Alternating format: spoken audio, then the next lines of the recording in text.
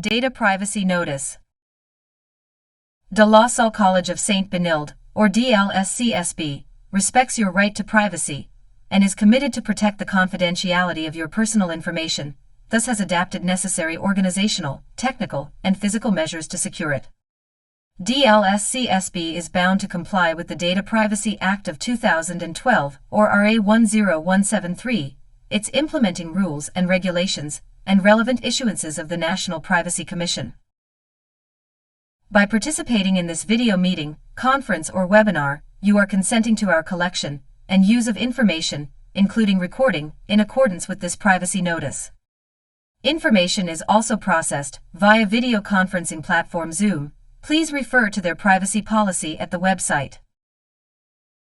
The information processed, such as name, email address, your image, video, and audio, will be used for attendance, documentation, communication, and systems administration purposes by authorized individuals of department, office, or unit organizing the event, and other offices authorized to have access. We also use the information gathered from you for abuse prevention and privacy protection. DLSCSB shall only retain the said personal information until it serves its purpose, after which it shall be securely disposed of. Queries and complaints can be directed to the Data Protection Officer via email at dpo@benilde.edu.ph.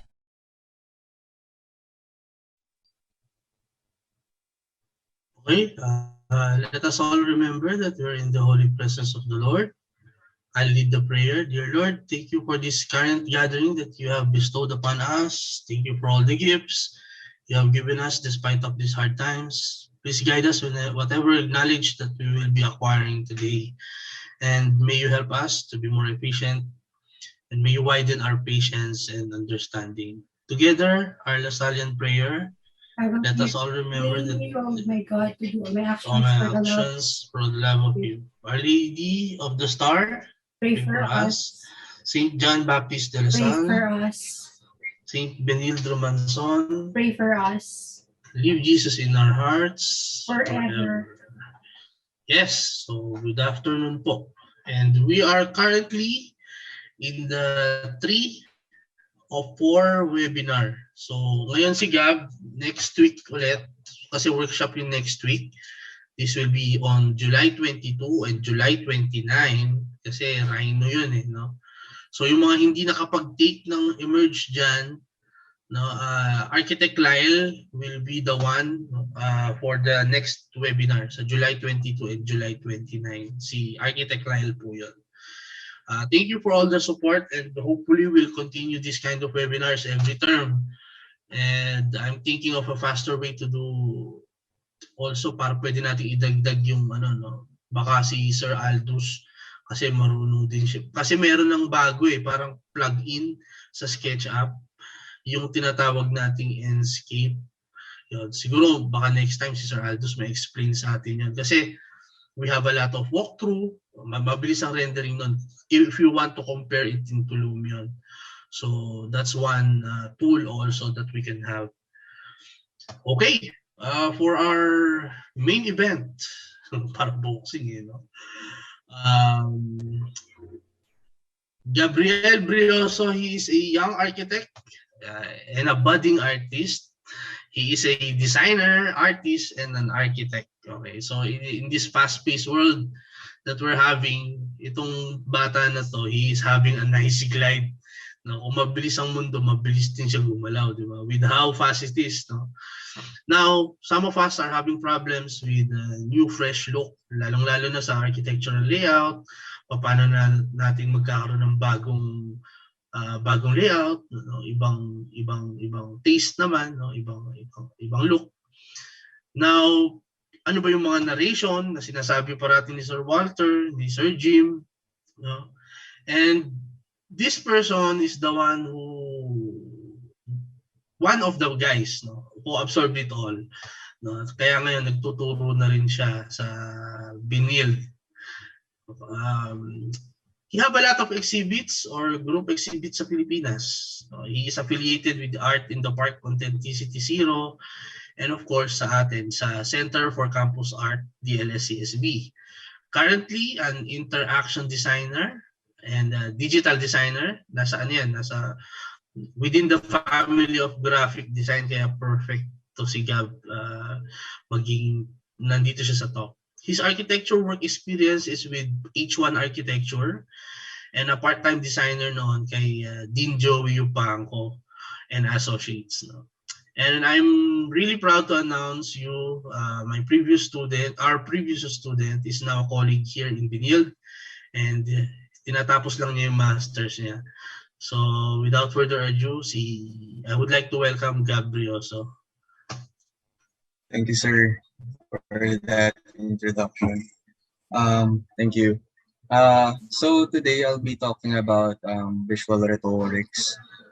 So some of the things that you're gonna see here are collations of my research for the past few years about the relationship of graphic design and architecture, the foundations of the visual specimens in graphic design, how you can create hybridized drawings, architectural drawings, specifically plans, elevations, and sections.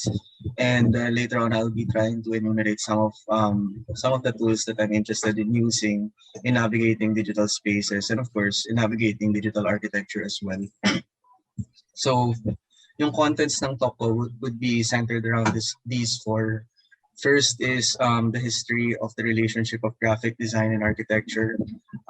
Second would be visual specimens in graphic design. Fundamental things, really. I'll be trying to summarize them para mas you guys can be aware of these as you try to create your projects or your boards for your projects. Third would be critical visual components, which are, again, hybridized drawings, architectural drawings of plans, elevations, sections, and other typological drawings. And the fourth would be contemporary and more emerging tools that you guys can explore as you navigate, the field of architecture. So the first is graphic design and architecture and their brief history.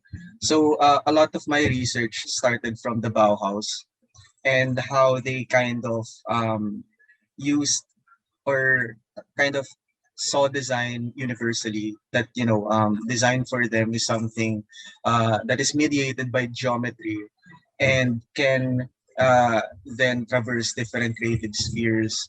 So sa Bauhaus, in their curriculum, towards the last part uh,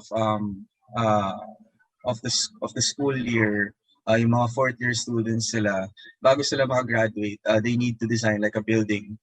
But interestingly enough, before they proceed into studying architecture, the students there are taught various things about design, from fundamental things like color, materiality, and form.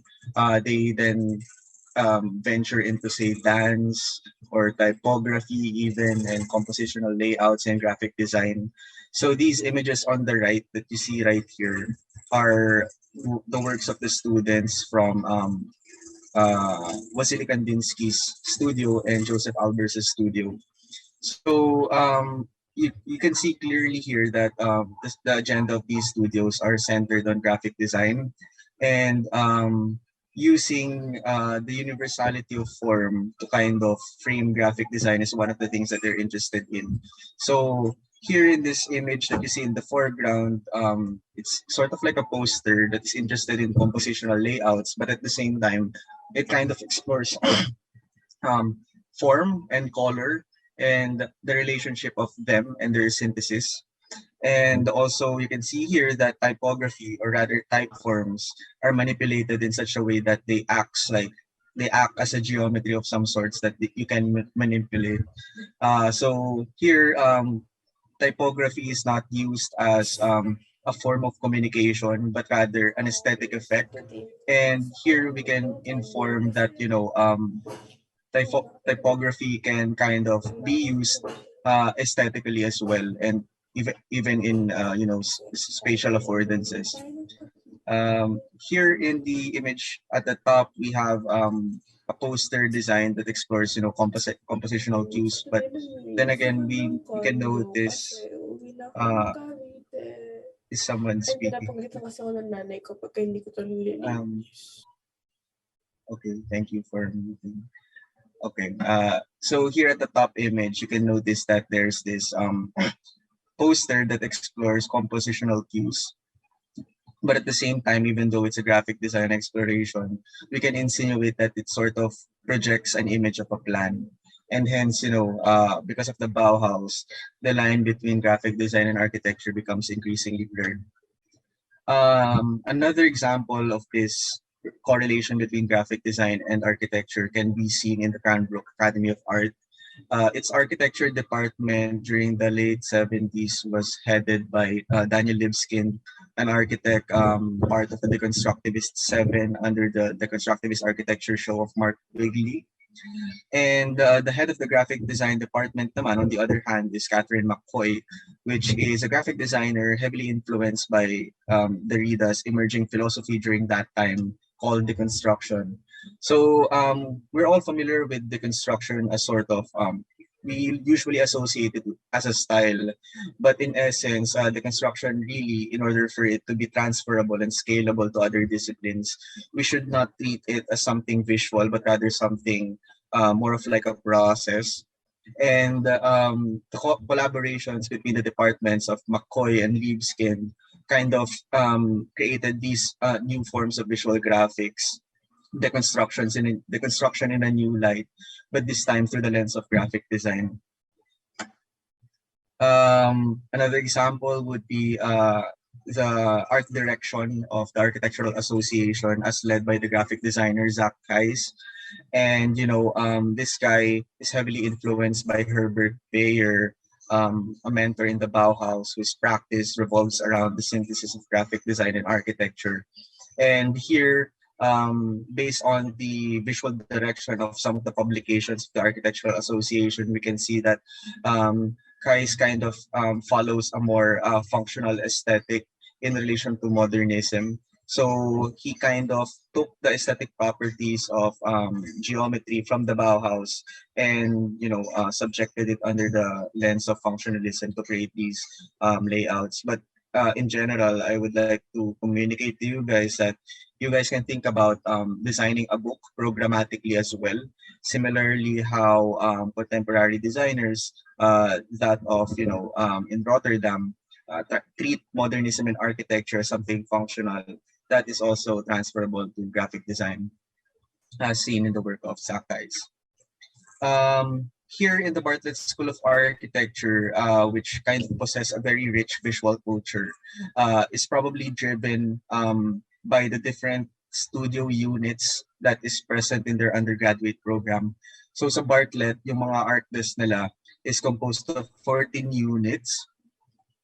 Units is the term they use for studio. So 14 yun with different professors that were sourced by the school externally. Some professors teach internally in Bartlett, but these professors are constantly revolve around each studio, and minsan yung ibang mga externally sourced professors are kind of changed every now and then. So you can imagine this diversity of ideas flourishing within these units. And because of the students being in constant communication with each other, constant collaboration, even if they're in different units, kasi yung mga studios sa Bartlett are in an open floor plan setting. So, the transfer of ideas is kind of repeating every day.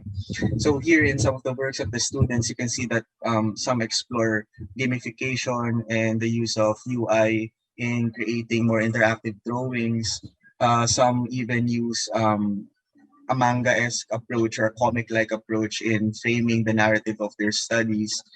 Some use line works, vector works, and some stick to the traditional uncanny valley hyper-realist renderings that we all strive for today. But I would like to inform you guys that hyper-realism is not just the way to go. There are a lot of visual directions that you guys can explore as you navigate through the fields of communication and architecture, visual communication and architecture. Of course, we have the Southern California Institute of Architecture, which has this penchant for post-human philosophy, particularly object-oriented ontology. And in their curriculum as well, they have this subject called visual studies, which in our counterpart, I would say it's the visual communication classes that we have. But the way they handle their visual studies class is they kind of anchor it to the tenets of the philosophy that guides their school. So they have this singular vision. So the things that they explore in their design subject classes are also the same as the things that they explore in their visual studies classes. So an example of this would be, for example, machine learning and artificial intelligence, their aesthetic effects and how they can be translated into spatial aesthetics. This can be explored heavily in architecture, and that is done through their design studio classes. But also, it doesn't stop there. It's easily transferable to things that are flat, like canvases or digital canvases, like drawings and posters and things like that.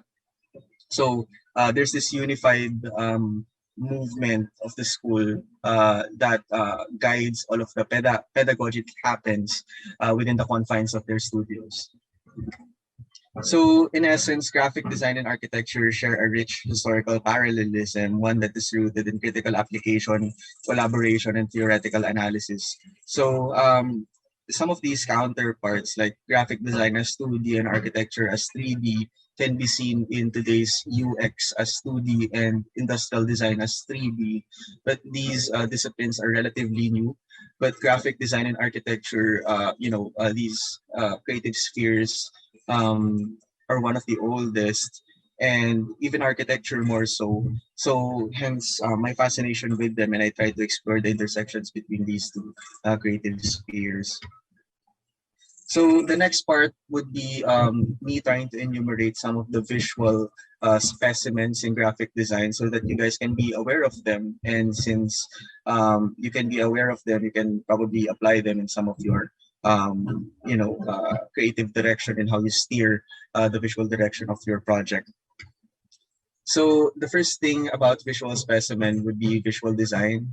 Figuring out the visual direction of your project helps you to effectively communicate the nature of your project you are doing. So a more critical approach to conceptualizing the visual approach of your project will elevate the status of your drawings from architecture to that of art. Art which is hyper-aware and intentional of addressing architectural concerns visually. Um, so here in this talk, I would like to make a distinct separation between branding and intentionality. Uh, I think as architects, we should be more concerned with intentionality rather than branding. Branding happens sort of this afterthought after we create a project, whereas intentionality is more contextual with the project that we're doing. Example of intentionality would be can be found in these drawings that you see on the right. These drawings are produced by students from SciArc and Bartlett. The first one explores how artificial intelligence can generate new synthetic textures for building typologies. And the nature of the project is actually a building that is situated outside of Earth, maybe on an asteroid. And hence, this post-human atmosphere that the project is giving kind of merits also a process that is, machine-like or synthetic, and hence the visual direction is intentional and contextual with the project and not treated as an afterthought, like a branding experiment. Here on the both on the right side of that, we have here drawings from the Bartlett School of Architecture. Here on the middle, we can infer that the project can be about play and a celebration of some sorts, where color was used critically to generate an atmosphere. Whereas here on the right, color was used to emphasize a certain part of a project. Maybe the project is about a complex whole, and the designer would like to articulate some of its parts, and hence color was used to program the different components of this large entity. Maybe this is his project, and hence visual design really isn't about framing your project as something beautiful. It allows you to communicate a lot about the nature of the project you're pursuing. One of the things under visual specimen is typography, and typography plays a big role in complementing your drawings. These are elements that engage directly in communicating the content of your drawings. Also, be careful of not letting typography intrude with your drawings. This rule is contextual to the nature of your project. I also included some links here below if you guys are interested in exploring some resources about graphic design, which could help you, think about typography or other visual specimen in your projects. So you guys can take a screenshot or, type it in the browser and you guys can explore these references. On the right, you have images of different applications of typography. One is a poster, and the other is a drawing of a building. And you see typography plays two different roles here. On the left, since it's a poster, the focal point can be anything really, but the main purpose that it serves is that it communicates details about an event. Whereas on the right, typography plays a more secondary role to it because the focal point should be the drawings. On the left, even though typography is placed at the center, the designer here, which is an architect, didn't forget the rules of architectural, the architectural tenets. You can see that the typography is carefully designed in such a way that an architect kind of designs a building.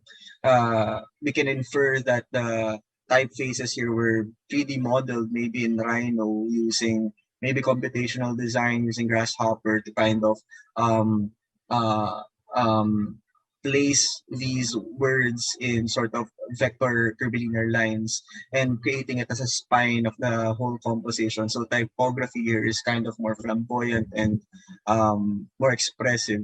Whereas on the right, since typography here plays a supplementary role, it's more constrained. And here at the top, you can see that a sans font was used as a logo mark of some sort to kind of infer the title of this whole drawing or maybe the project even. But even though the typography here is restrained, we can see a hierarchy that's happening. There are those that are in bold and there are those in, body copy texts where those that are in bold are used consistently using the same rule of introducing a specific component as a title, and the details are further articulated by body texts. So there's this visual hierarchy happening even though typography here plays a supplementary role. The next decision that you might encounter in designing your project's communication strategies would be the choice between the sans and the serif font.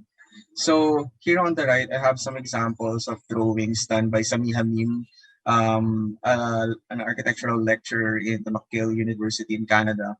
Um, Here on the left, you have a project that is a drawing of a plan of a content house, which is a digital typology.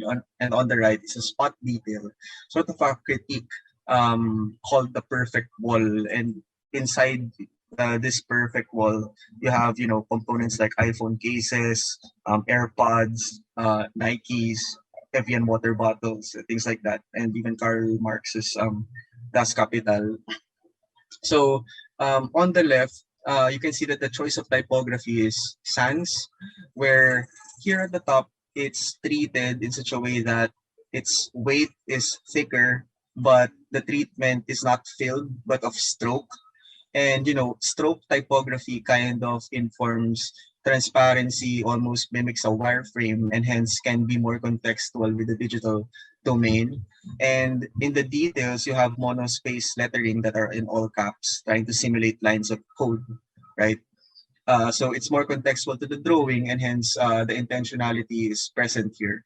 Whereas here on the right, in the perfect wall, there's the designer kind of made a decision to create a distinction between the sans font, which is this text right here, which points towards larger parts of the drawing, and the smaller parts, the details, are articulated in serif fonts, as you see right here. So the designer in the perfect wall kind of created a hierarchy wherein sans kind of dictates those things that are in that are larger, whereas the serif fonts talk more about the details of the perfect wall. So you can create, hierarchies by trying to assign whether you're gonna use sans or serif. And here, a constellation type of laying out of type forms merits the quirkiness or the satire nature of the project. So imagine if these letters or these callouts were absent, this drawing can be read totally differently. Type scaling is also important. On the right, you can see another drawing, a site analysis done by the same designer from the slide before. But here I tried to dissect some of the type forms present in the drawing and laid it out here on the left. So I noticed that each type form follows a different kind of formatting, more of like, the designer made an effort to program each typography scale, whereas the display texts are highlighted as ATPX, the height of the the font, and the weight is in bold, and you have the leading, which is in 100%. Leading is basically the vertical spacing of the lines in a text block. The heading naman is in, camel case. It has a 60px, so you have that 20-20 ratio happening from the display to the heading, and it's in a regular type weight. Title is in all caps, but the weight is regular. Body is in 16px, and the weight is light but with a wider leading, because in order for your body text to be more readable, you need a wider leading. And we have captions here at the bottom, which is in bold para mas kita siya kasi mas maliit. And even though this text block right here utilizes one font, Helvetica Noia, because of the treatment of each typographic property, it has the potential to possess a different character. You see, this is totally different from this, which is totally different from this. And you can use these typologies to you can assign roles to it and distribute it across your drawing para it can effectively communicate some informations about your project. So again, tracking and leading. Tracking is the horizontal distance of each character in a line. Leading is the vertical distance of each lines.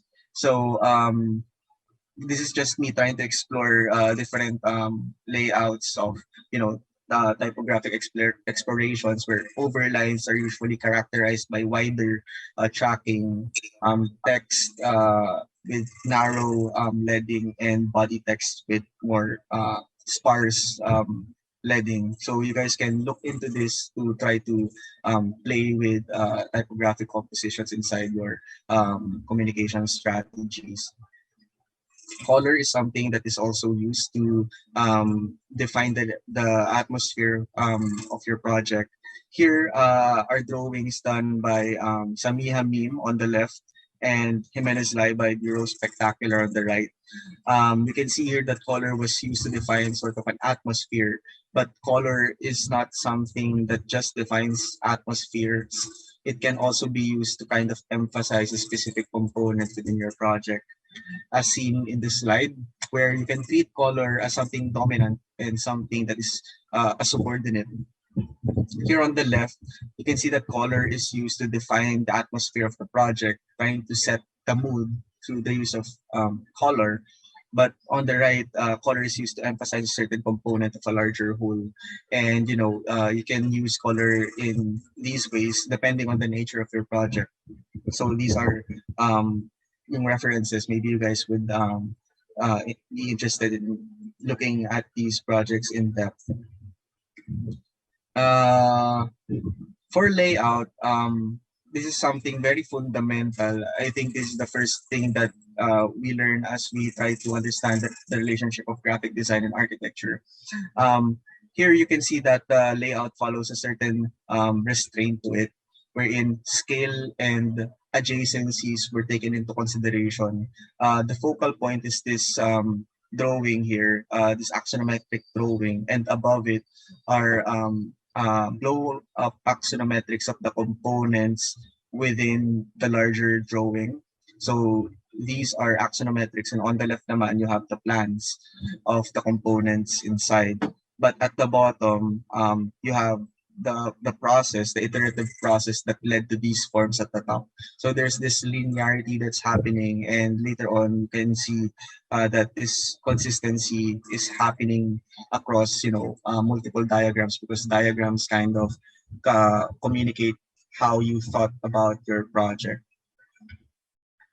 In relation to layouts, you also have grids. You can refer to this book by Joseph Muller Brockman, a Swiss designer. The book is entitled Grid Systems in Graphic Design, published in 1996. And these are some screenshots of the pages inside, where Muller Brockman kind of explores different characters of the grid and uses it to as a parameter to populate posters or boards or visual components with these drawings or details. And you may notice that hindi lahat ng mga squares were utilized. The designer was kind of adamant, intentional even, to leave these open spaces or white spaces, because these blank and open spaces kind of allow for the content to breathe. Last of the visual specimens would be post-processing. And again, hyperrealism is not just a way to present architectural ideas. These are some works from the Bartlett School of Architecture, where you have drawings that are in line work. Cinematic shots like these kind of convey a more human perspective to the narrative that you are telling about the architecture or the project that you are thinking about. Here on the upper right, you see a flatness happening, probably because of the 1-point perspective that was used here. 1-point perspective usually has one vanishing point at the center, and because of that, you have the leeway to populate the scene with random objects. And maybe this project can be about objects, and together with the 1-point perspective, the designer also used color and program some of the objects that you see on the scene to make it more visible. And of course, you have the collage, which I will be elaborating on further later. So a familiarization with the fundamental visual specimen allows for more intentional compositions. An awareness of the foundational building blocks can equip the designer with new ways of presenting ideas. So I'm just reporting to you guys some of these things and telling you that these things exist. So maybe you can, take notice of them and explore them as you create your presentations or architectural presentations. Next, I'll be moving forward to the critical visual components, which are essentially a taxonomy of hybrid drawings. This third part has 3 subcategories in it. The first one would be conceptual visuals, but in the pre-architectural stage. So I call them architectural precedents because these are drawings that are done before you create the actual architecture. Next would be architectural drawings, which are the plans, elevations, sections, perspectives, axonometrics, and things like that, but are hybridized. And the third one would be, again, conceptual visuals, but I call them architectural subsequence because they discuss the things that happens after the architectural process, which are object effects, their functions, and possibly their relations. So first would be the architectural precedents.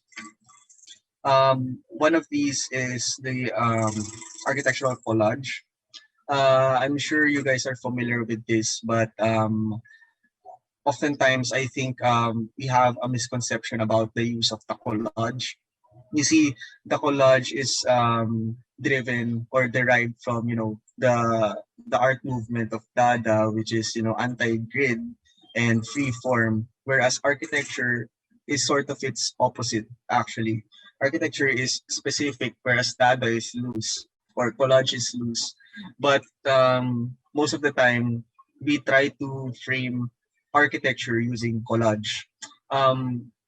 My findings here is centered around the use of collage to explore an architectural notion or an architectural idea rather than it representing the architecture itself.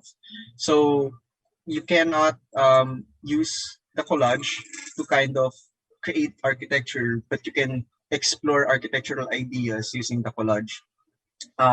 So these examples here that you see on the right, this one kind of explores an architectural notion, maybe, or rather a conceptual notion that may lead to architecture. Here, in this collage naman, it explores an architectural idea already, as you see, architectural cues such as tangents and projections and angles, platforms and elevations. Um, but there's a distinction, and I think we need to be really specific about this, that this is different from this, and both of these collages are not yet architecture. They are things that may lead to architecture, but it still needs articulation. And I think when we try to frame architectural projects using just collages, we we should allow ourselves to exert more rigor into articulating the concepts present in our collages. So here are some examples of other collages. On the left, you have work done under the studio of Elena Manfredini in Art, which explores textures in the form of collage. And on the right naman, uh, a work done by a student under the studio of Laszlo Moholy-Nagy, which explores program.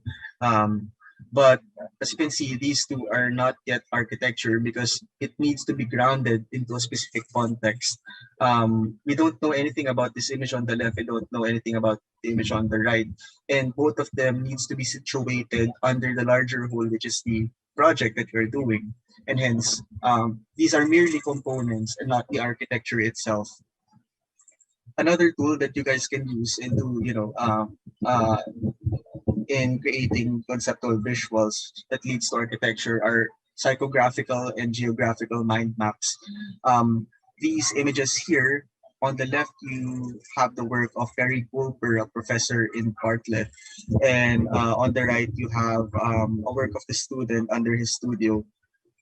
On the left, you have a more conceptual mind map, but on the right, you have a map or a reinterpreted map of the city.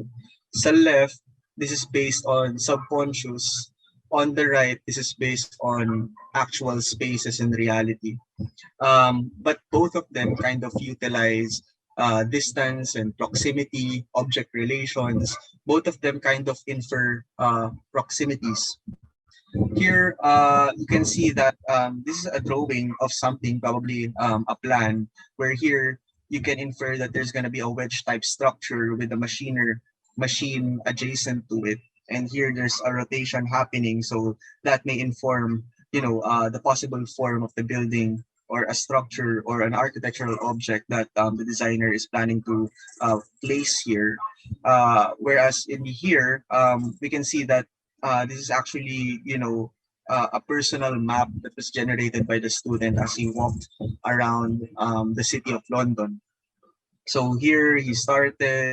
So in the east, he kind of saw these objects, and here are some pictures of some streets. And you can see that the drawings, the annotations that were laid adjacent to each picture is kind of, slowly nag-introduce na architectural ideas ng student and kind of planning out the different strategies that he or she is going to use in defining the architecture of the spaces in this city. So another example of a psychographical mind map by Eric Wolper, but this time more conceptual. And this is a good tool actually to use to kind of lay out the things that we're thinking about and kind of, zone them into categories. So this is like a Venn diagram minus the circles where everything is laid out on top of each other. Another example of a geographical mind map is a work of the Japanese designers Atelier Bauau, where they generated a map of Tokyo, but the scale is kind of exaggerated. See, this building right here is not supposed to be this big. This building is not supposed to be, the same size as this building. They kind of used scale to demarcate the importance of the buildings that are, the larger the scale, the more quirkier the program of the building is. They call these dame architecture or shameless architecture, which are buildings that weren't designed by architects, but they find programmatically interesting. Another example of conceptual visuals would be diagrams, of course. So an example of a good a laying out of ideas would be this diagram that you see right here, where you see the architectural process is so rigorous and very mechanical. It can be linear, can be non-linear, but it's supposed to interconnect with each other. You can see that the designer started out with a cube, used different forms to kind of subtract the cube with, creating voids, introducing program to those voids and to those solids that were generated, laying out the site, gridding up the site, um, assigning specific programs or zones within the site, and this eventually distributing the modules that he has created here to the site. And from you see from micro, he kind of moved slowly towards the macro, but then again, he went back to the micro. Here you can see exploded axonometrics that articulate more about the program inside of the structure. And diagrams doesn't necessarily need to be vector diagrams. We're so used to seeing, Bjark Ingels diagrams that are linear, extrusions, pulling and pushing. But I think, we can also explore material tendencies of architecture by using hyperrealist forms of presentations, even using artificial intelligence to kind of inform texture of our building to create, weird and alluring objects such as this one. And these are iterations of this object that you see on the left. Um, Again, diagrams try to animate the static nature of, the poster or the poster as a medium, because we're using posters to kind of frame architecture. So this is a work done under the studio of Dwayne Euler in the Southern California Institute of Architecture, where they explored the programmatic potentials of Chinese puzzles. And Chinese puzzles are actually dynamic because there's a lot of movement involved in solving it. And through the use of arrows and projections, they kind of try to animate or simulate movement in diagrams using those visual cues, creating this puzzle-like architecture. Next would be the architectural visual. So now we move from conceptual to more of the plans, sections, and elevations, and their hybrid variations. First would be the diagrammatic plans. We often think about, in essence, plans are actually diagrams of buildings. They are manuals that allows us to understand how the building gets built. But there's a difference between the plan that is produced to communicate an idea and a plan that is produced to simulate how a building gets built. Usually, the former is something that happens within the architecture school, and the latter happens in practice. In creating plans for building officials to have it approved, it needs to be clean. It needs to have all the details necessary, and it needs to communicate how it gets built. But diagrammatic plans needs to tell the story behind some of the intentions that you have as a designer within your architectural project. So I'm more interested in the previous one, which is diagrammatic plans. Here, an example would be works done by students in SciArc again, um, where instead of using color to kind of inform various zones and information about the site, he used line work and vectors and hatching to demarcate specific locations within the project. So the walls are in gray, the massing of the ground in a diagonal hatch work. You can see that there's texture introduced here to simulate water, and because of the silhouette happening here, you can see that the water is seeping into the structure.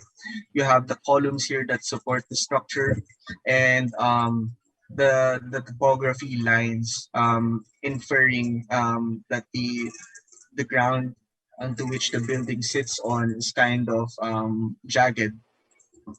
Here on the right, it's interesting for me how the designer arrived at the design decision to create a gradient for the stairs to make a stark distinction between the stairs that are going up and the stairs that are going down, because a darker gradient simulates shadows, and hence there's a descent happening visually. um, Also, diagrammatic plans can also be carried over to master plans, such as this one, wherein it doesn't necessarily need to be applied on small scale projects. You can actually dissect further large scale projects by treating it diagrammatically. Here, you can see that the color blue was used to highlight the circulation spaces in the ground floor of this master plan. And on the top, the same treatment was applied as well. And because of that, we can see the distinction about the nature of the space on the ground floor, which is jagged and crooked. And at the top, it's more restrained and follows a specific grid. And after articulating circulation, the designer didn't stop there. He further expounded on, the solid spaces, the usable spaces found within the master plan, which can be found here. And slowly, he tries to introduce program to it by adding colors to kind of make the user or the audience understand the atmosphere that's happening within this development. And you don't necessarily need to follow the standard, which is red for commercial, yellow for residential. We can create our own rules because we want our project or the visual direction of our project to communicate what we're thinking about, or the nature of the architecture that we're pursuing. And hence I think it's very critical for us to understand that we can create our own visual rules, but we should be consistent about it, and we should stick to the rules that we have created as we try to create communication strategies for our projects. So here's another variation of using hatchwork and even shadows to infer about the heights of the buildings in a master plan. And landscape in master plans doesn't necessarily need to be green. Trees doesn't necessarily need to follow shade of yellow, green, asphalt, black. Um, you know, Landscape can even be a grid. As long as you assign a value to it, you can program specific hatchworks to kind of inform the look of your the visual direction of your project. And these are drawings in the Southern California Institute of Architecture, which are called 3D floor plans. In SciArc, they have this, they follow triple O, object-oriented ontology. And in this philosophy, the parts are given more importance than the whole, because usually the whole is obscured and obfuscated. And hence, in order for you to better explain the architecture of your parts, you should place it in conjunction with the whole, and hence 3D floor plans are constantly used in SciArc. Next would be articulated sections. So some of the things that we'll be seeing here can also be found in the previous one in the diagrammatic plans, but with slight variations. In this section, you can see that in the ground, there's combination of hatching and solid colors. So you can create new rules as long as you can use it more intelligently and more intentionally. But in this section, you can see that adding human figures into your drawing can make the audience, those that are reading your drawing, understand the scale of your work. And there are even subtle introductions of textures in spaces that communicate materiality or phenomenology. Like here, it's labeled as contemplation cave. So, a rock-like texture can be simulated, but we don't need to be so literal about it. We can treat it subtly like this. Another form of presenting articulated sections, if your project is large enough and it possesses a very diverse range of programs. They can, typography can play a huge role in communicating the nature of your section. So here we can infer that the top part is, a museum program, has a museum program. The front part has programs of play like theater, cinema, and performance. And this space that is open at the bottom are for institutional programs like offices and meeting rooms. And you have the utility programs located here at the bottom. So it literally tells you without using color or visual cues what this building is about or what the building contains. And this is another variation of the section that I showed earlier, the first one. But here I'm interested in how the human figures are kind of contextual to the space they are situated in. So here in this concert area, a theater of some sorts, you have a violinist here. And even the railings inside the building kind of conveys this depth. As you can see, the lower part of the body of these figures are hidden. So there's that depth happening. And then the intentionality is strong here because you can see the thought that the designer put into creating or crafting this drawing. Um, also, there's this relationship between interior and exterior because you can see that the texture from the outside is still present. And since this is a drawing from BE.Arch, which they explored the concept of tattooing heavily, you can see that the building kind of possess or the drawing kind of possess that concept of tattooing so blatantly and so explicitly. Next would be the narrational elevations.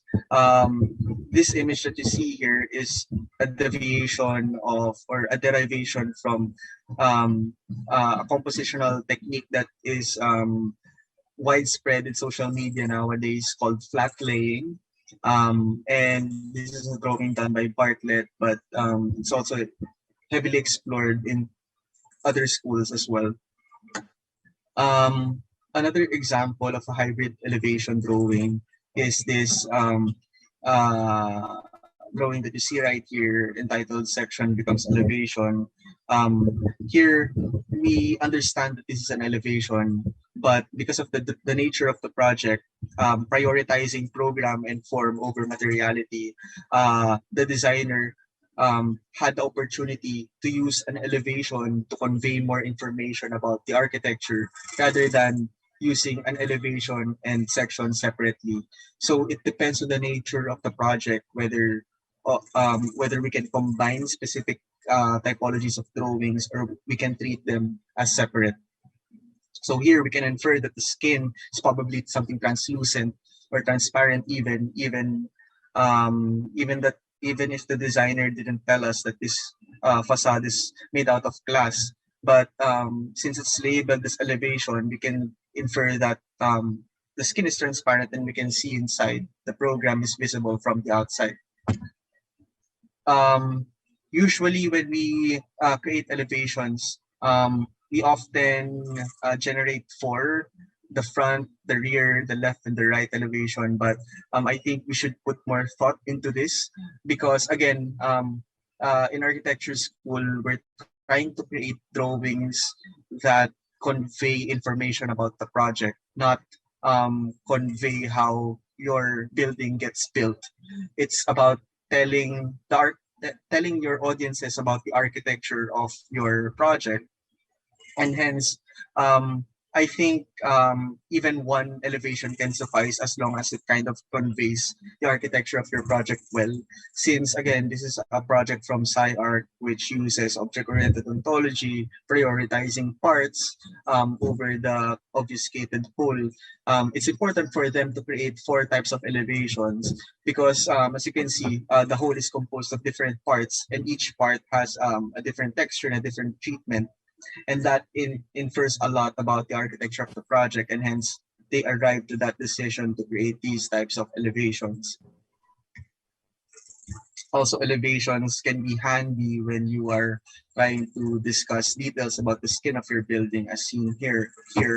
Um, this drawing on the right, I find this, I kind of classify this as an elevation because it's front facing and it's vertical, but it kind of possesses these other typologies of drawing which are embedded inside of it. You have plans here, you have sections, and you have, topographies laid out. Um, we even have exploded axonometrics here. So this layering of drawings, eh, this superimposing one drawing on top of each other, kind of allows the designer to convey more information about their project. And this is a drawing done by the Bartlett School of Architecture, and hence you can see why its visual approach is very experimental in nature. But in essence, I think creating these types of drawings saves more space in your canvas, and it can communicate more ideas using only one drawing. Didactic axonometrics are, axonometrics that kind of explain more about your project. This drawing that you see right here talks about how the structure's light kind of influences how the space around the city is perceived. The designer even took into consideration how the materiality of, the buildings around the project gets how it looks like when it gets illuminated by his project. This is also another drawing that I find interesting under the studio of Tom Wiscombe, called the Godzilla drawing. The Godzilla drawing is actually um, an axonometric that explores scale and how it communicates the scale of the project in relation to the site. You see, the super components, which is the name of the studio of Tom Wiscombe with SciArc, is really interested in introducing density using hyper object architectures that are distributed in, low density cities. And the Godzilla drawing, in the Godzilla drawing, you can see that there are markers of the tallest building in the site and the smallest building here, and the smallest component of the project and the largest component of the project. So here you can get the sense of scale of the relationship between your project or the designer's project and the building surrounding the site. And um, in their studio, they are actually trying to prove that you can have two different scales in one project. One that is, small like this one, and something as enormous like these discs that you see right here. And the designer did not stop there. I think it's important. The linear progression of articulating ideas is important in these types of projects. After laying out the whole, you begin to zoom in into the parts. So here, the designer laid out the different modules and components that are present in the discs. But my main critique here would be that they could have strengthened the relationship between these modules and this whole. They already labeled each module. Maybe they could have placed, for example, 7 as the core. They could have placed 7 here, or 6 as the sky deck. They can place 6 here, so that there's a strong relationship between the parts and the whole. This is an axonometric drawing done by students of the Bartlett.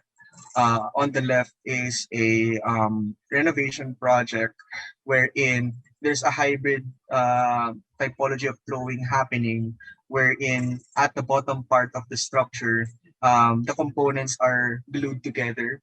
But as you go up, the drawing becomes an exploded axonometric type of drawing. And you see the architectural intervention is introduced in the drawing as in a different color, whereas the existing site is in monochrome. And even the activity is simulated. The projected activity of how the users are going to use the structure is projected as of the same color as the project itself. On the right, we have an exploded axonometric drawing that evidently tells the audience two things. One is about the programming of the interior spaces because of its exploded nature. And second would be about materiality because of the introduction of these skins in color. So there's this clear relationship between inside and outside, and both of them are communicated in just one drawing. This is the last part of the architectural visuals, critical renderings. This is an example of a rendering of a homogeneous space project in SciArc, exploring the possibilities of glitch in machine learning to create architecture. And even though the building looks like one singular whole, the designer made sure to curate the views that he will be using as perspectives. And these views, even though they look the same, have vastly different spatial effects. Like for example, you can infer that here there's a canopy happening where the exterior space is largely dominated by the interior space, whereas here it's more enclosed rather than open.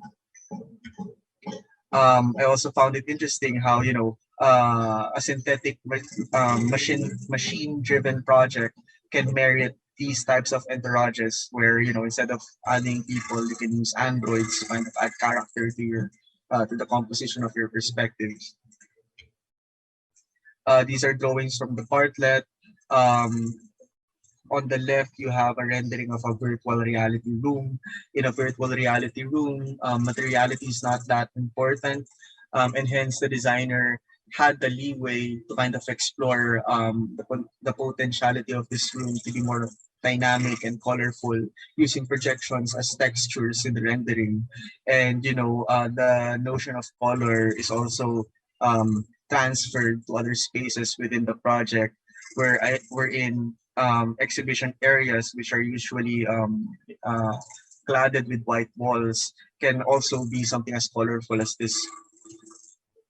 And there are some renderings who actually follow these drastically different approaches. On the left, you have a flat vector drawing, which is also a hybridized drawing, because at the foreground you can see a section, but as you extend towards the background, it becomes an axonometric of a site development of some sorts. And if your project is about phenomenology and materiality and texture, the traditional hyper realist rendering can communicate much better the ideas that are present in your project. Now, moving forward to the post-architectural drawings, which are the architectural subsequence. First would be object effects. So these are drawings that kind of convey the effects of your architecture.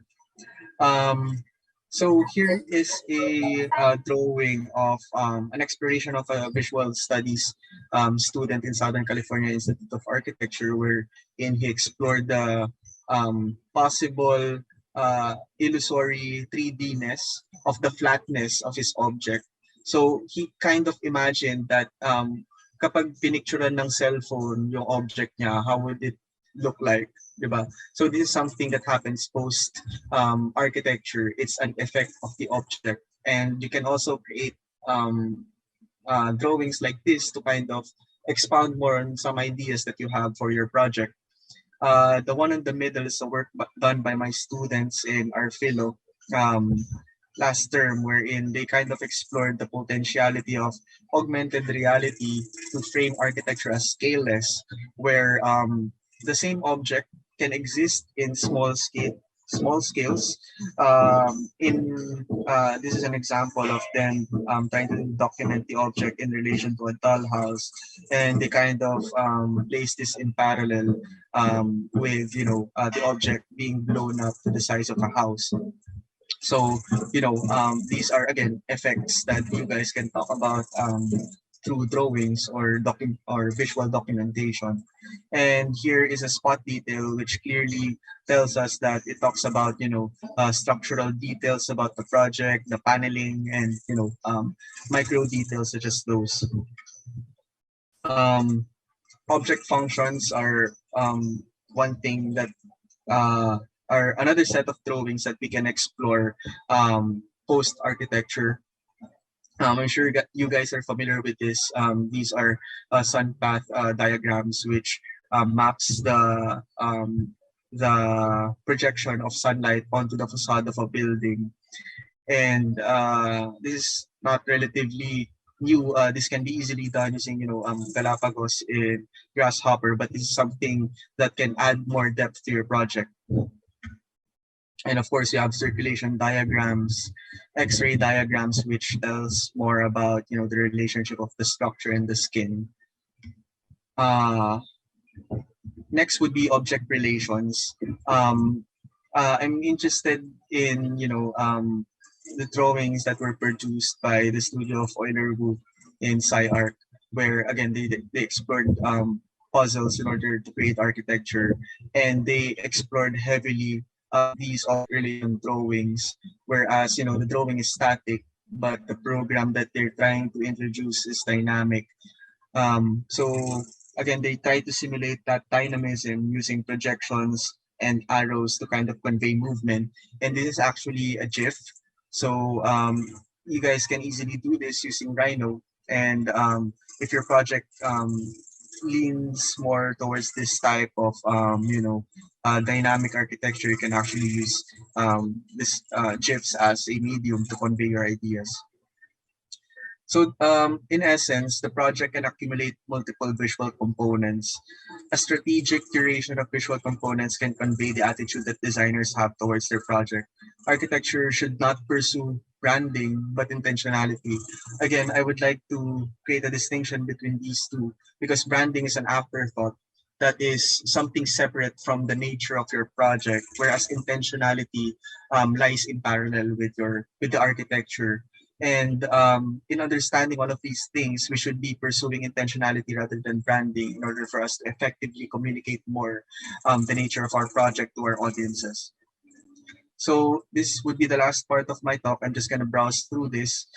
This is me trying to recommend you guys some tools that you can explore as you create your drawings.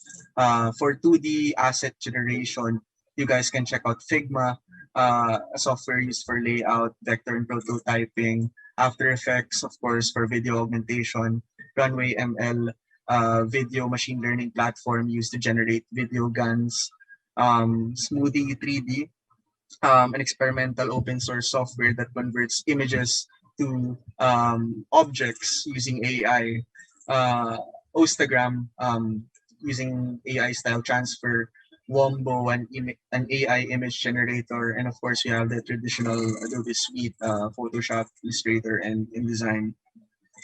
You have the links here at the bottom, so you guys can take a screenshot of this if you want, so that you can explore this later in your free time. And you can see that this is an AI generated artwork that has architectural values that we can explore into creating architecture. So AI is something that we need to consider in architectural ideation. 3D tools naman, we have, of course, Rhino 3D for drafting and 3D modeling, Grasshopper, which is a plugin in Rhino. Kasama na siya ngayon sa latest version, so it's used for computational modeling. I'm sure you know this. Cinema 4D, a physics engine simulator, and it's also a rendering software. You might want to look into this. ZBrush for digital sculpting, also a rendering software. Unity, physics engine simulator, which has augmented reality features. And for easy AR functions, you guys can check out Factory and Spark AR. Again, the links are here at the bottom.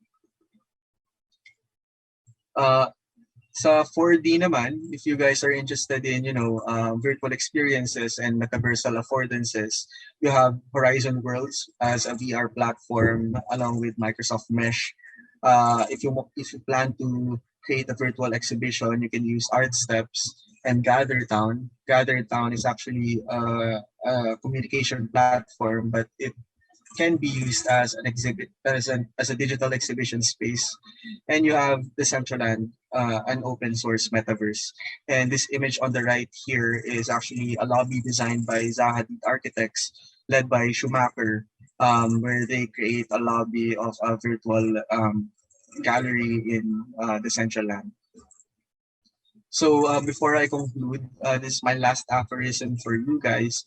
I think that a critical lens should be used in analyzing new tools. It's easy to get lost in the allure of new and shiny things brought by technology. Architecture, being the primordial tangible art, is best paired with the immateriality of the digital. Architecture can be used to dismantle hype conventions surrounding technology. So I think architecture is the best antithesis to the immateriality of digital spaces. It's easy to get lost in the digital space if you're,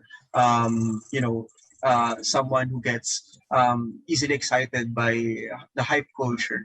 But I think because of our training as architects grounded in, tangible studies, material studies, we can easily dismantle these hype conventions surrounding emerging technology.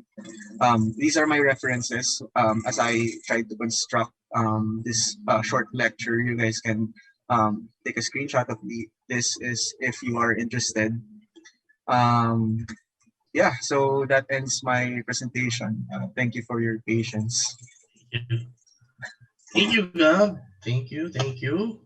I personally like yung mga gawa ni Picalper, yung psychogeographical, no? And also the work of Dwayne Euler, no? Kilala mo yung mga yan. No? I bet kilala ninyo yan. So, we'll move on to our question and answers. Baka may mga questions dyan. You want to know more about Gab? Or gusto nyo related or not related to the topic?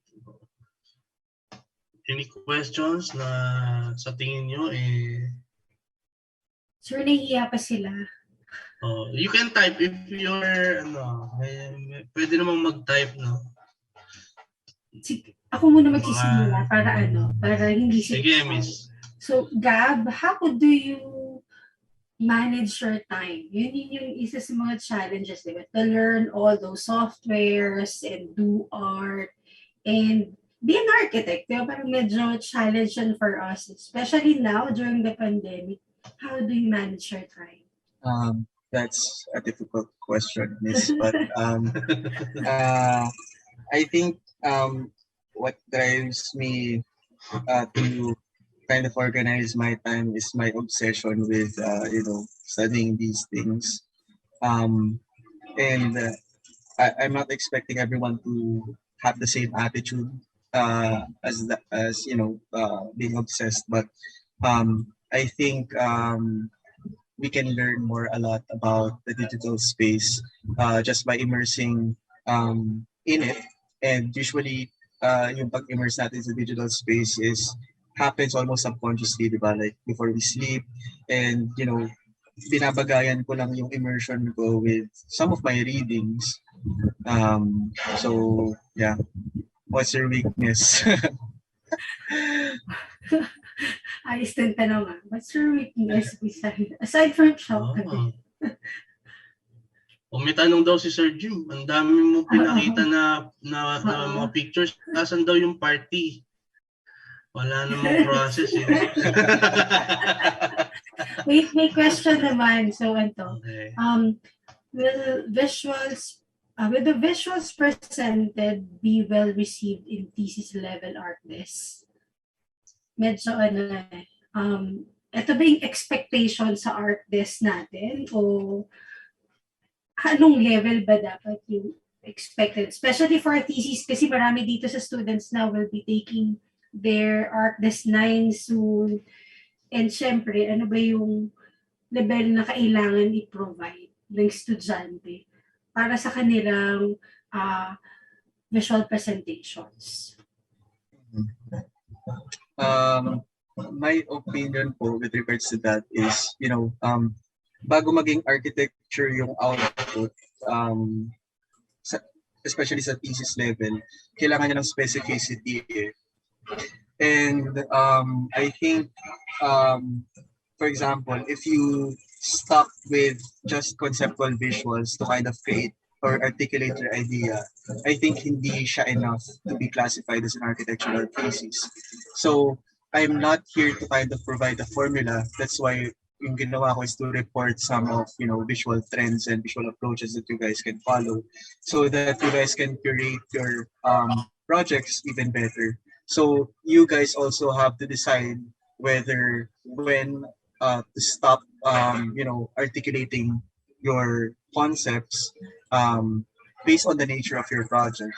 So um, I to answer that, I know na architecture needs to be specific, but it's you guys who can define if your project is specific enough. So I hope kind of answered that. Yes. Nakadepende yan sa bata kung, di ba, Gab? Nakadepende sila doon sa topic ng thesis nila. Oo. So there's another comment muna tayo from Xavier. Great presentation. I found it valuable that intentionality be discerned from branding, especially now that we are blasted on social media platforms with so much architectural branding and blatant marketing. Hope that CSB students take away a lot from this to produce high quality and thoughtful projects in the future. While all not necessarily be critical, they should be authentic. Great talk. Totally And agree, then Xavier. may isa pang question. Hello po, ma'am. Kindly ask Sir Gab what are his thoughts on the advice that it's better to be a pro in one program rather than be all around and know the bare minimum. So parang ano to, jack of all trades, master of none, or be a specialist. There's, di ba, have a specialization. Again, it would depend on your architectural position kasi I enumerated some software like for example, yung ZBrush ginagamit siya for sculpting. So if you think your project merits digital sculpting, you can use ZBrush. But for me, who is interested in all things all formal affordances generated by digital spaces. Interesado ako sa sculpting, sa glitching, sa pixelation, sa slicing, and I can do that with Cinema 4D. So it really depends on which tool I need, and from there I can decide on which tools I'm gonna use. So if you're interested in generating manga-esque comic-like illustrations, you don't need Lumion for that, diba? You can easily do that for using Make 2D in Rhino and Illustrator. So it really depends, and you shouldn't be constrained by the tools that you should use. Kailangan mo i-prioritize yung architectural position mo before you kind of decide whether to be a generalist or specialist. Sir, with the technology now, it's always changing and developing, diba? There's always a new tool. Medyo ano rin, no? A challenge them to really choose only one. Sir Harvey has a question. He's raising his hand. Sir Harvey. Hi, good afternoon, Gab. Hi, sir. Ano presentation? Just a more practical question. You're an architect, but you have a different, can we say, unconventional practice in terms of where you are right now, diba? Like you're not in a formal architectural firm, and the things that you are doing and you're exploring is some might say, of course, is not architectural in nature. But of course, knowing where you're coming from, architectural ito in terms of the process, in terms of the output, hindi lang siya what we deem traditional. So that's really interesting for me, and I think some of our students are also interested in terms of how do you see yourself in terms of your practice pursuing this, or are you also pursuing a traditional mode of architecture, and then kasi ikaw nasa labas ka na, is there a market for this kind of work? That's a great question, sir. Personally, my architectural position kind of is heavily influenced by the Bauhaus. Kaya interesado ako sa space and architecture, but I do believe that architecture is something transferable, and that is something for me practical because of this understanding that architecture can transcend into different disciplines. We shouldn't limit ourselves to just creating buildings, as Rempul has have said.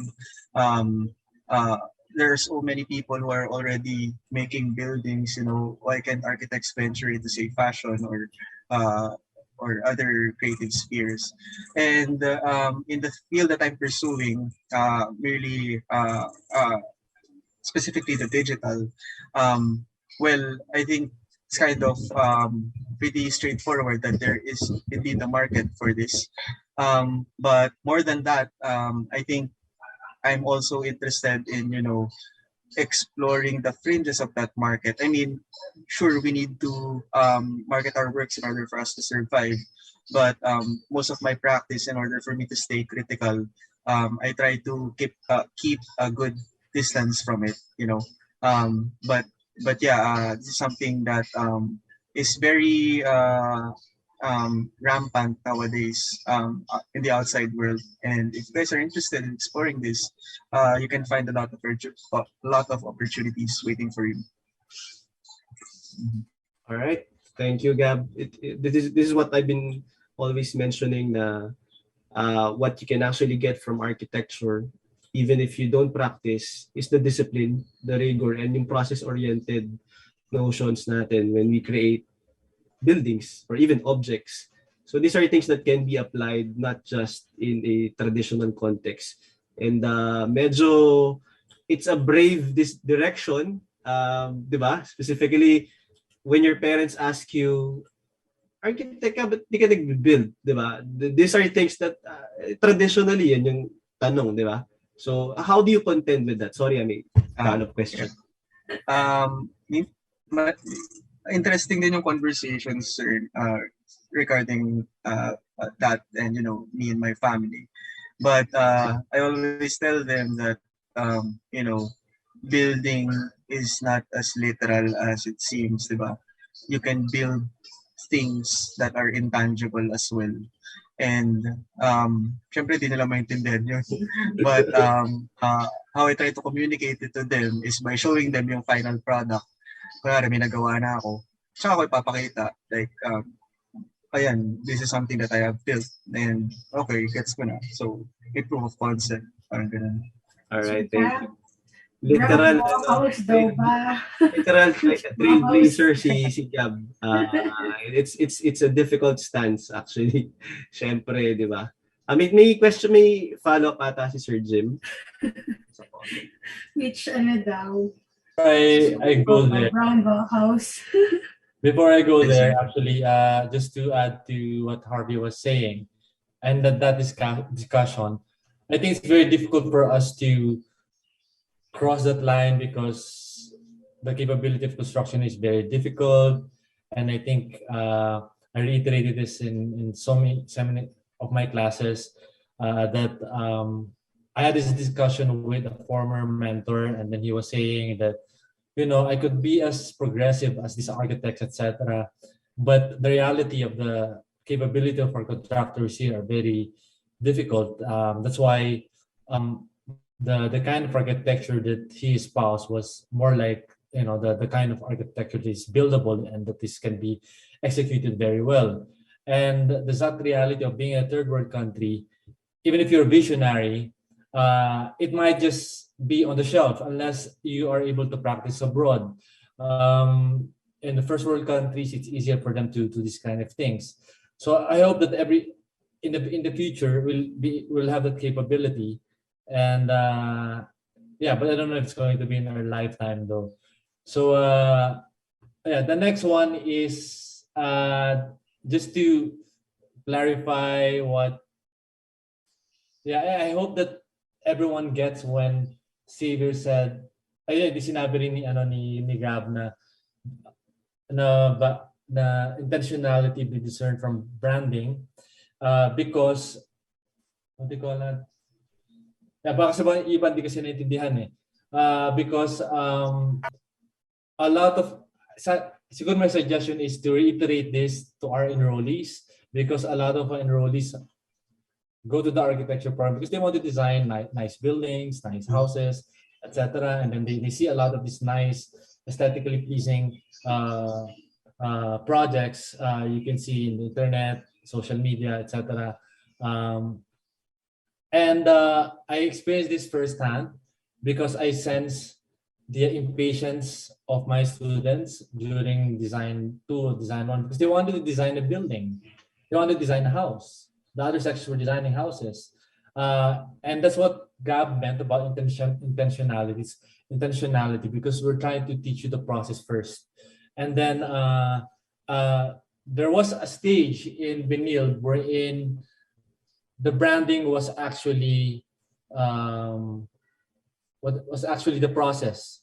Wherein if you're high-tech architecture, you design the house according to the style. If you are minimalistic, but I'm happy that we've outgrown that already. So I just hope that the students are not frustrated that we're not in that direction. Okay, so I am very happy that this is reiterated. Yun lang. All right, thank you, Sir Jim. Just Just bago si Sir Sir Andrew, just a few things lang. This kind of practice is difficult, but at the same time, it gives you the freedom. So, ibig sabihin, of course, there is constraint doon sa traditional architecture, but you're not limited to that language. And what Gab has shown us is a different way and a different means to achieve and to create your own praxis. So sa amin, when we teach you, we give you all these directions, we keep it open, and then we hope that you explore on your own. So that's how we also trained Gab when he was here in our program. We also fed him with different sets of instructions, and he went with the things that interests him, and ito na yung kinalabasan niya. So these are the things that we actually try to encourage our students to explore din on their own. And yun na nga lang, it would be tough kasi nga, di ba, there's no ready market for this. But if this is what you want, then di ba, there is always a way. So, yeah, thank you. Sir Andro, then okay na. Hey, Gab. Gab, thank you for the very insightful lecture. Yeah, I apologize in advance for this very serious question.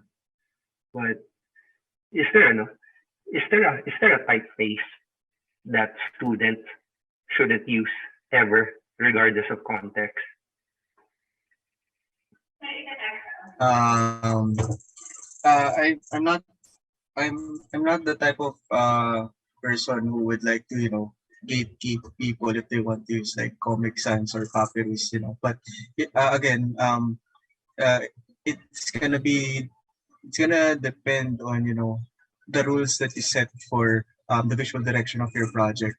I mean, Comic Sans, if you utilize the weights of it, the leading and the tracking can look actually quite clean in adjacent to, say, architectural drawings. But if you guys are still exploring and you still need nyo paggamay yung mga tracking and leading and weights and font sizes, it's safe to say that you guys could benefit from with more geometric typefaces like Futura or Helvetica Neue, active grotesque and sharp grotesque, space grotesque, and but I'm not sure if there's a font that shouldn't be used. But I guess again, I would like to reiterate in architectural projects, typography is something supplementary and it's secondary, so the focal point should be your drawings, and hence you should think about this as you select your typefaces. not sure if I answered that, Sir Andrew. No, thanks for that. Siguro that will also be a testament to how good of a designer you are, no? If you can somehow play with the kerning, the learning, and make comic sans appear presentable. Sorry, second question, I'm really curious to hear about this. What was first? I mean, what was first? Your interest in architecture, and did your interest in typography, graphics, did all that stem from your interest in architecture, or was it the other way around? The first would really be architecture. I think architecture played a vital role in, dismantling the notion of design. I mean, if I started as a graphic designer, I wouldn't probably be interested in architecture. But since I started in architecture, kasi interesado ako about graphic design and, other skills like object design and digital object design and things like that. And I'm maybe I'm biased, but architecture for me, in order for you to really understand it, you need to be able to dip your feet into various creative spheres, and I think architecture does this best compared to the other design disciplines. Mm-hmm. Thank you. Thanks, Sir Andrew.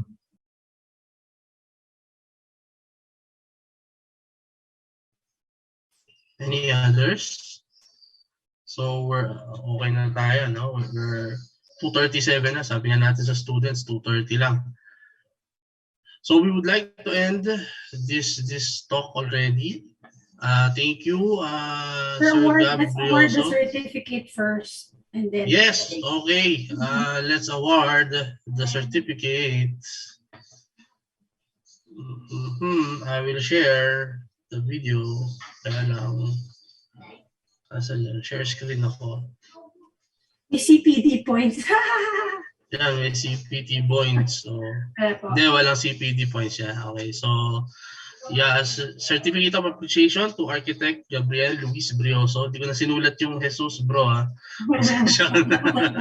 So, for sharing his invaluable knowledge on BE.Arch webinar series, Visual Rhetorics, this July 15, 2002, via Zoom, signed by me and OIC Associate Dean Architect Harvey. So, congratulations, sir. Applause. And, yes, applause na lang. Digital applause. Sa talk na rin ni sir yan. So, thank you, sir. Thank you very, very much. And you guys, see you ulit next week for Sir Lan. Yeah, on your cameras, please. We have, marami rin tayo ngayon. We're 64. Hi, Kitty Cat. Paputi ng paputi yung buhok ni Kim, ha? Parang... Oo nga.